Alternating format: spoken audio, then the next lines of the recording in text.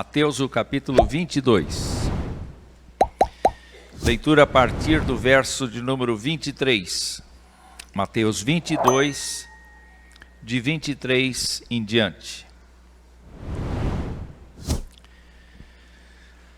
Naquele dia, aproximaram-se dele Jesus, alguns saduceus que dizem não haver ressurreição, e lhe perguntaram: Mestre, Moisés disse, se alguém morrer, não tendo filhos, seu irmão casará com a viúva e suscitará descendência ao falecido.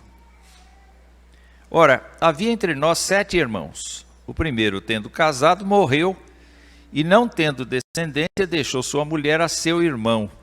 O mesmo sucedeu com o segundo, com o terceiro e até o 7º. Depois de todos eles, morreu também a mulher.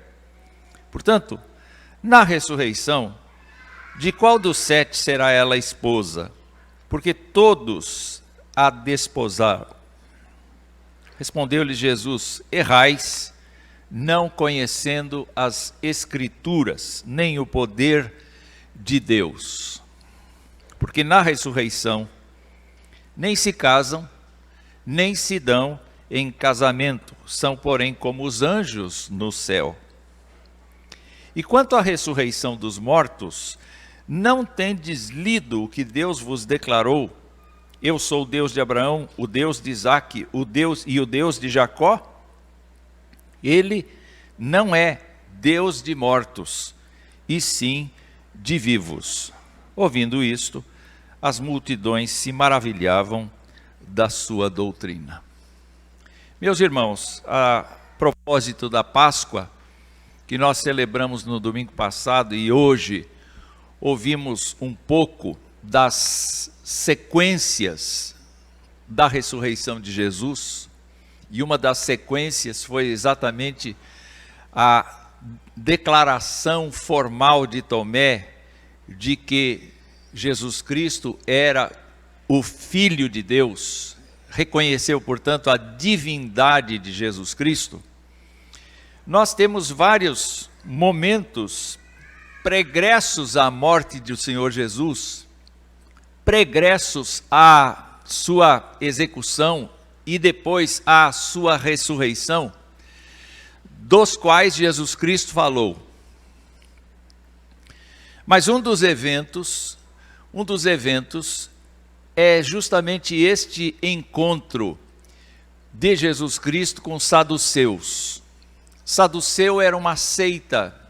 Os saduceus eram uma seita judaica desde o século II antes de Cristo. Portanto, há uns 250 anos mais ou menos eles existiam. E eles vinham de uma tradição sacerdotal.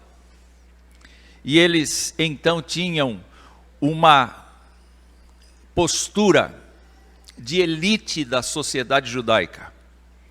Era um grupo de pessoas que defendia com todas as suas forças o Pentateuco, os 5 primeiros livros da Bíblia, e eventualmente eles também aceitavam o cânon hebraico antigo,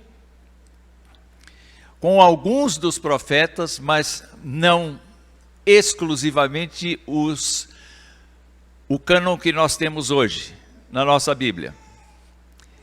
Diferentemente dos fariseus, que eram também uma outra seita e que estavam preocupados em resgatar inclusive os ensinos rabínicos, os ensinos dos mestres do passado, eles não aceitavam nada além dessa Bíblia deles. Eles só aceitavam o Pentateuco e os livros do cânon antigo do Antigo Testamento. E eles eram literais em todas as suas interpretações. Eles liam ali, e o que eles liam ali era o que era. Eles não faziam nenhuma mudança, nenhuma interpretação. Mas pelo fato deles se tornarem pessoas assim da alta classe social, eles se tornaram também responsáveis pelas relações internacionais, pelas relações nacionais. Eles eram como que o governo.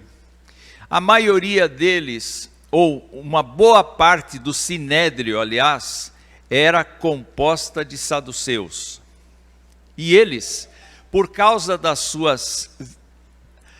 dos seus encontros com as nações, do seu encontro com os romanos especialmente, eles tinham um quê de helenistas. Então nós poderíamos dizer que, a despeito deles serem puristas, no sentido de não admitir nenhuma fonte diferente dos livros da Bíblia, eles eram liberais. E o que eu quero dizer por liberais? Eles aceitavam conceitos que vão até fora das Escrituras. Há registros de até crença em reencarnação entre os saduceus. Mas eles eram os sacerdotes da igreja de Israel. Eles eram as pessoas que finalmente foram as principais responsáveis pela execução de Jesus Cristo, porque eles foram até Pôncio Pilatos para requerer a crucificação de Jesus Cristo. Mas, no entanto, eles se encontraram com Jesus Cristo, alguns deles se encontraram com Jesus Cristo, e o texto nos diz que eles fizeram uma brincadeira, fizeram um deboche, não exatamente de Jesus Cristo, mas um deboche dos fariseus. Porque os fariseus acreditavam na ressurreição, e eles não acreditam na ressurreição. Os saduceus entendiam que a vida se limitava a este mundo. Os saduceus acreditavam que eram donos de si mesmos porque tinham o exercício do livre arbítrio. Eles é que podiam escolher o seu caminho, eles que podiam escolher o seu destino, porque nada do que estava escrito a respeito desses assuntos eles aceitavam como válido, como palavra de Deus. Então, por conta disto, eles montaram um caso extremamente improvável. Eles utilizaram a lei do levirato, que é real, que está lá nos primeiros livros da Bíblia, que é assim: Deus disse, quando uma mulher se casa com um homem, e este homem falece sem deixar descendência, esta mulher é direcionada para o seu irmão. E o seu irmão, então, se porventura tiver filhos com ela, o sobrenome vai para o filho mais velho. Ainda que seja filho legítimo do irmão, é todavia suscitada a descendência do mais velho, que faleceu. Essa lei existe mesmo lá. Entretanto, eles armaram um caso em que havia uma família de 7 irmãos e a viúva negra passou por todos eles. Um comentarista disse: olha, depois do segundo é improvável que o terceiro queira ter casado com ela. Porque ele disse assim: eu vou morrer. Então é um caso de zombaria. É um caso extremamente improvável, é um caso que nunca existiria. Mas vamos colocar esse Jesus que vem da Galileia, que é um mocinho que está aí saltando aos olhos da multidão. A multidão está impressionada com ele. E ele certamente não terá o que dizer a respeito dessa questão, ainda que ela seja uma questão de brincadeira, de zombaria, especialmente dos fariseus. Então eles propõem isto. O texto mostra que eles contam essa história para Jesus, e a reação de Jesus é importante para a nossa reflexão hoje.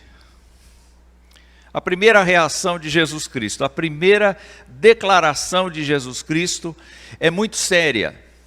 É muito séria, porque Jesus Cristo diz assim no verso de número 29, errais, não conhecendo as Escrituras.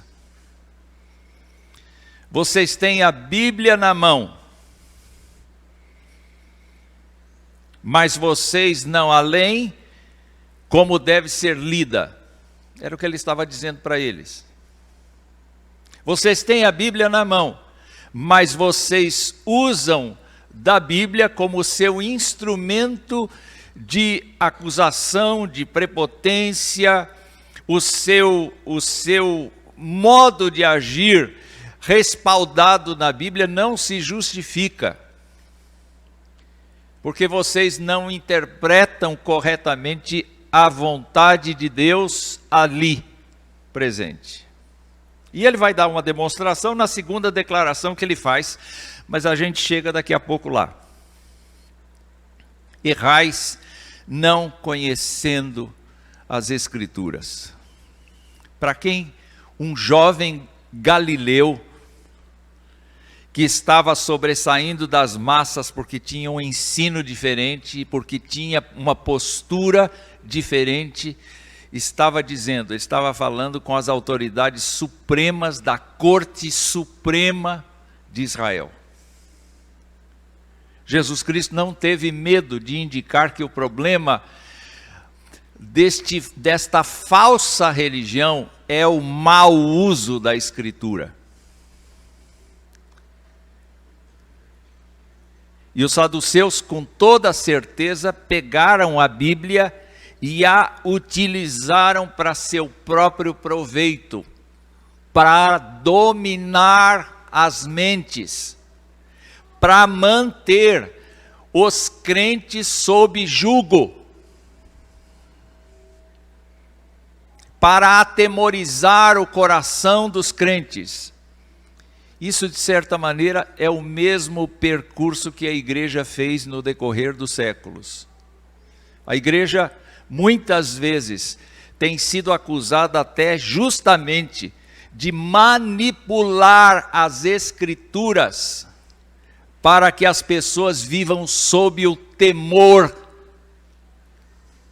e não sejam livres para crer, para aprender, para interpretar as Escrituras.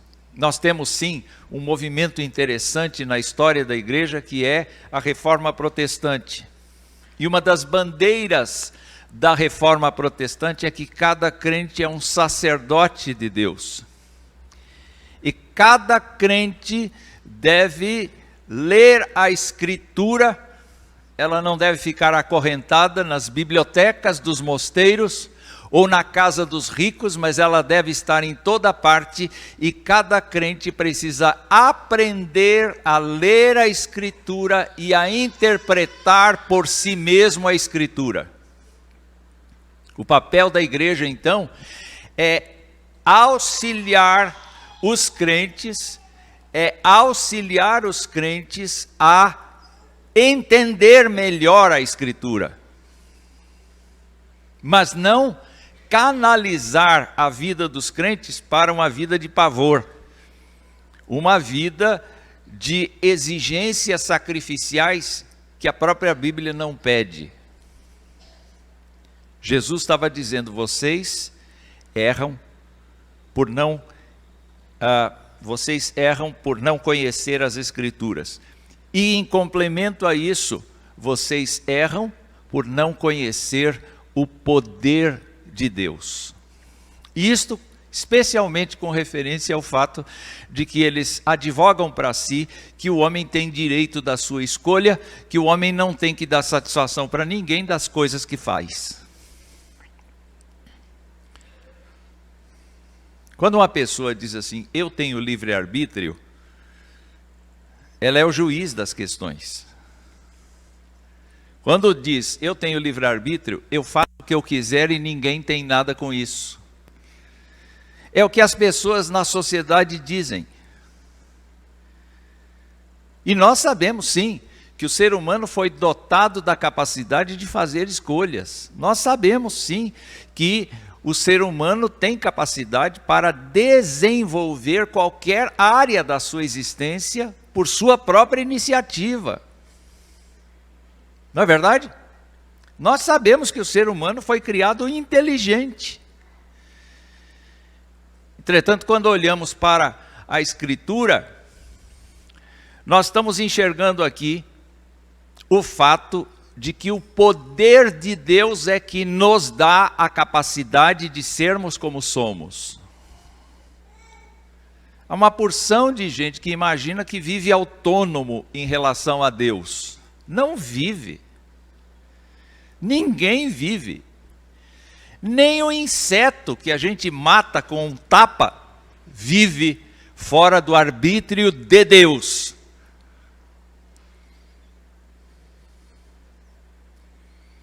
Porque tudo está debaixo da sua sabedoria, tudo está debaixo da sua soberania, tudo está debaixo do seu poder, tudo está debaixo da sua graça. Nós estamos debaixo da graça do Senhor. Sabe por que nós estamos respirando hoje? Porque Deus quer, porque Deus consente, porque Deus nos incentiva a respirar. Porque Deus lidera a nossa respiração. Mas aqueles homens tão enfatuados da sua posição, enfatuados da sua lógica, enfatuados da sua maneira de pensar, erram no sentido de não conhecer o que Deus pode fazer. Erram no sentido do que Deus está fazendo. E como o assunto aqui é ressurreição, Jesus Cristo vai logo no ponto dizendo o seguinte: na ressurreição,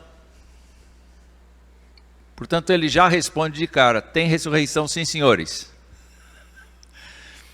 Vocês desconhecem a palavra de Deus, vocês não creem no poder de Deus, mas tem ressurreição sim, senhores. E na ressurreição, o estado é totalmente diferente. Na ressurreição, a situação é totalmente diferente. A ênfase não é matrimonial, a ênfase não é do desenvolvimento da espécie, a ênfase não é nos relacionamentos amorosos de um par de pessoas, a ênfase não é esta. A ênfase não é esta. Porque lá em outro dos evangelhos sinóticos está dito que os filhos de Deus são filhos da ressurreição. Se nós aqui, humanamente falando, somos capazes de amar uma pessoa e permanecer ao lado dela durante uma vida toda, o que dirá lá? Quando nós estivermos sem pecado, o que será quando nós estivermos lá sem sofrimento, sem dor e compreendendo totalmente o amor de Deus e percebendo totalmente o amor de Deus? Como serão as relações humanas lá? É por isso que quando Jesus fala assim, os ressuscitados serão como anjos no céu. Bom, nós temos que fazer uma distinção entre nós e os anjos. Porque a palavra de Deus diz que anjos são espíritos ministradores. E nós, seres humanos, somos compostos de uma essência interior e uma massa exterior. Ninguém pode dizer que na minha mão não está a minha alma, porque com a minha mão eu disciplino, mas com a minha mão eu afago, com a minha mão eu expresso delicadeza, com a minha mão eu expresso energia, com a minha mão eu expresso a minha opinião. Mas quando o meu corpo vai para a sepultura, aquilo que o faz refletir, aquilo que o faz tornar-se pessoa, desapareceu dele. É uma massa inanimada, fria, dura, que se decompõe. E é uma coisa interessante porque é uma regra do Senhor. Tu és pó e ao pó tornarás. É necessário que haja a morte, mas ela não é o fim de todas as coisas, como pensavam os saduceus. Então o Senhor Jesus Cristo, ao dizer, errais não conhecendo as Escrituras, nem o poder de Deus, desculpe, entra no mérito da ressurreição, e diz que lá não há relacionamentos assim, como os que nós conhecemos agora, mas são pessoas que vão viver a eternidade, são pessoas que vão viver não apenas a eternidade, mas a santidade de Deus, a alegria de Deus, o poder de Deus, a misericórdia de Deus, as forças de Deus. As pessoas serão munidas de tudo aquilo que hoje o pecado impede que nós vejamos.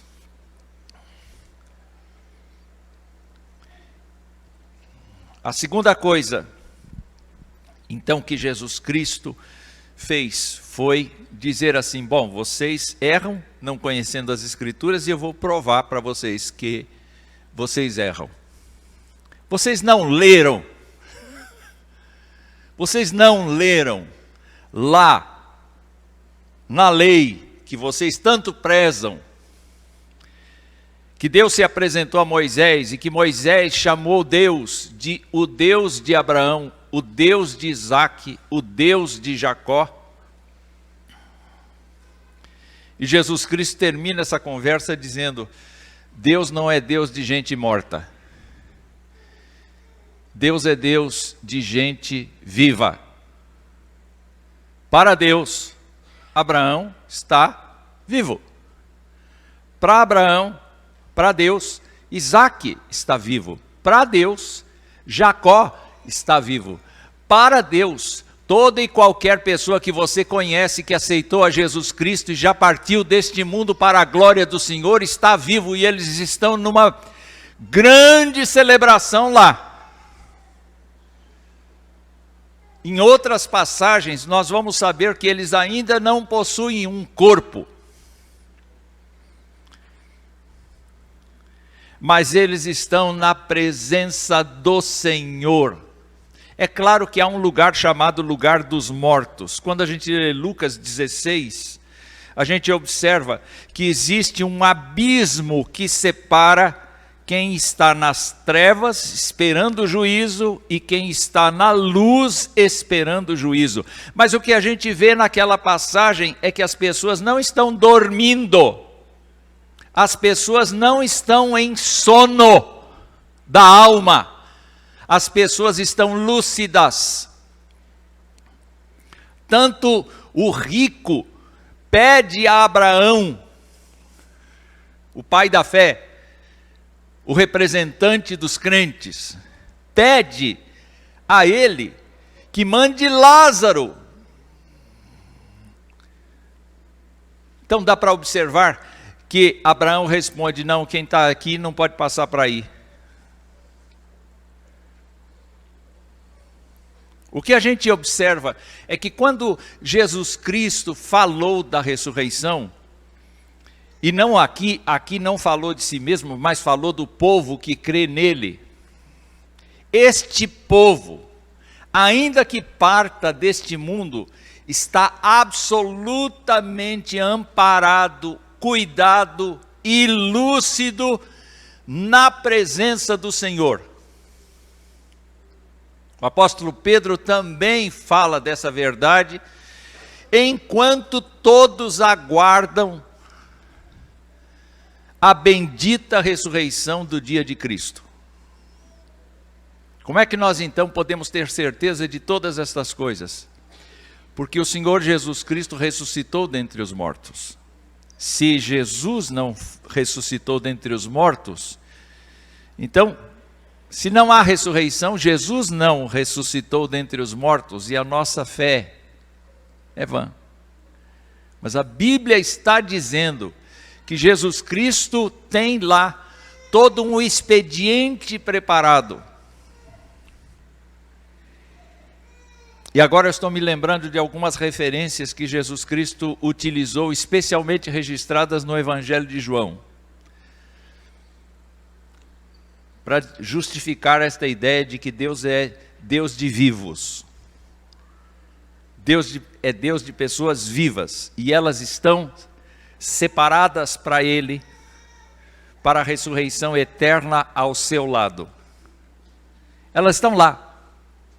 E eu posso imaginar muitos encontros interessantes, não é? Moisés com Paulo, Pedro com Abraão,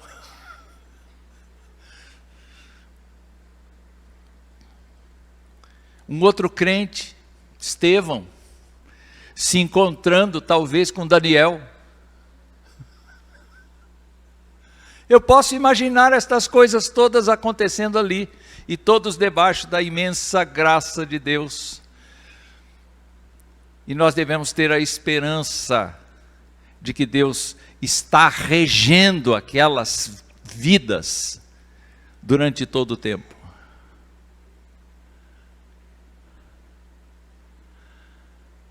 O apóstolo Paulo disse assim: olha, eu não sei o que eu devo fazer, ficar ou ir, porque partir e estar com o Senhor é muito melhor.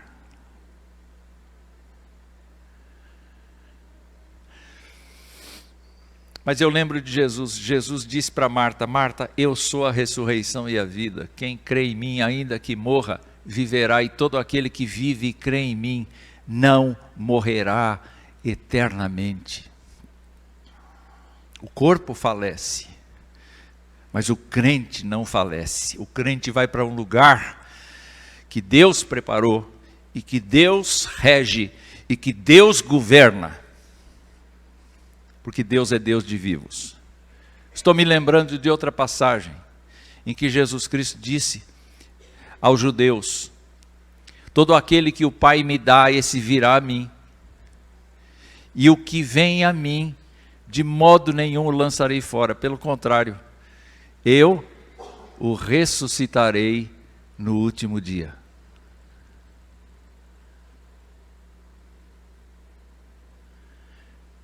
Então, se nós cremos que Jesus Cristo ressuscitou, meus irmãos, nós devemos confiar na palavra do Senhor Jesus Cristo, que disse que nós devemos conhecer melhor a Escritura. Que disse que nós devemos conhecer melhor o poder de Deus. Confiar no poder de Deus. Se Ele quiser nos levar, será melhor para nós. E a outra coisa é lembrar que quando nós falecemos, Deus não se esquece da gente, nos coloca num arquivo, como as pessoas fazem conosco. Essa partiu, vai para o arquivo morto. Deus não tem arquivo morto. Exerça a sua fé no Senhor Jesus Cristo. Descanse nele. Viva para a glória dele.